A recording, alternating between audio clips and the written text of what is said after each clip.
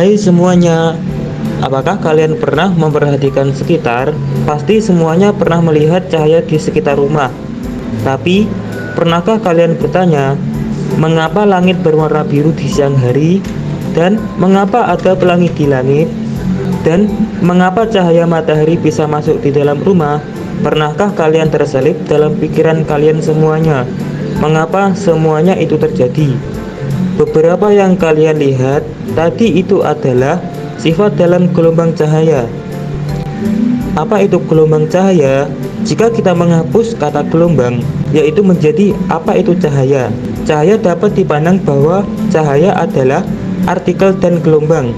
Namun, kali ini kita akan membahas cahaya sebagai gelombang. Gelombang cahaya merupakan gelombang transversal yang bergerak tegak lurus dengan arah energinya dan juga merupakan gelombang elektromagnetik yang dapat terlihat serta dapat merambat dalam ruang hama.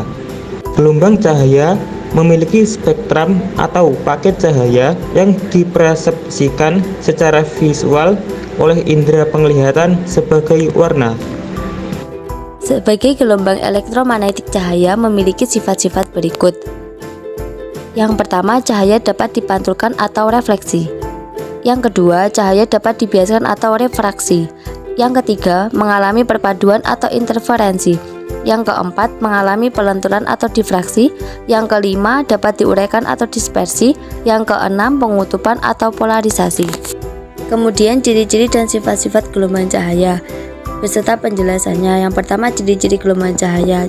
Gelombang mekanis dapat merambat dalam ruang hampa dan tanpa medium karena merupakan gelombang elektromagnetik. Yang kedua, gelombang transversal karena arah rambatnya tegak lurus dengan arah getarannya. Yang ketiga, dapat dipantulkan jika mengenai sebuah bidang baik rata ataupun tidak. Yang keempat, cahaya dapat diteruskan melalui medium gas, air ataupun padat. Kemudian sifat-sifat gelombang cahaya. Yang pertama ada refleksi. Refleksi cahaya adalah cahaya yang dipantulkan kembali oleh permukaan suatu benda setelah cahaya mengenai permukaan tersebut. Contohnya pada bayangan cermin datar dan cahaya lampu yang dipantulkan dari permukaan air. Kemudian yang kedua ada refraksi. Refraksi cahaya adalah pembelokan arah cahaya saat melewati batas antara dua medium yang memiliki kerapatan optik berbeda. Contohnya pada seperti pensil yang tampak patah ketika dimasukkan ke dalam gelas berisi air dan pelangi yang terjadi karena pembiasan cahaya di tetesan air.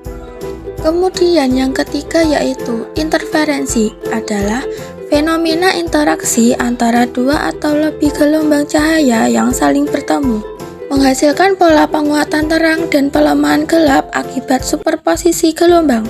Contohnya seperti gelembung sabun pada gambar tersebut. Yang keempat, difraksi adalah fenomena pembelokan atau penyebaran gelombang cahaya saat melewati celah sempit atau tempi penghalang. Contohnya ada pada lingkaran cahaya di sekitar lampu yang dilihat melalui kisi difraksi. Yang kelima adalah dispersi. Fenomena penguraian cahaya putih menjadi spektrum warna-warna komponennya saat melewati suatu medium. Fenomena ini terjadi karena setiap warna cahaya memiliki panjang gelombang berbeda. Contohnya seperti pelangi yang terbentuk dari cahaya matahari setelah hujan.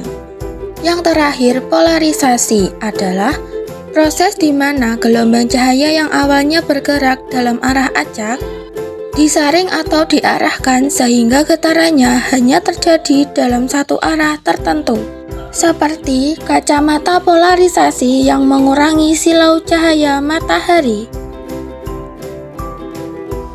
Nah, teman-teman, kalian sudah tahu kan ciri-ciri dan sifat-sifat gelombang cahaya?